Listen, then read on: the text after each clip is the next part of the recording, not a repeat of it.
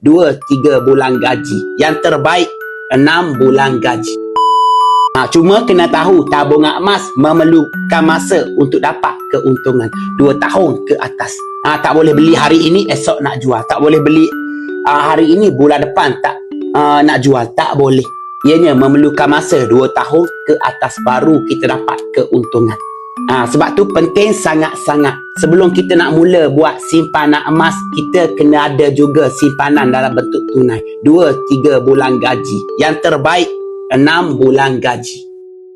2-3 bulan gaji dalam bentuk tunai, kita buat tabungan emas dengan tenang, insya-Allah. Sekiranya kita memang tak mampu nak sediakan 2-3 bulan gaji dalam bentuk tunai, jangan terus menunggu.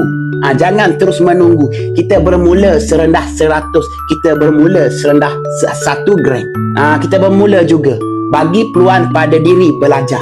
Kita bermula juga dengan modal yang kecil. Serendah 100, serendah 1 gram.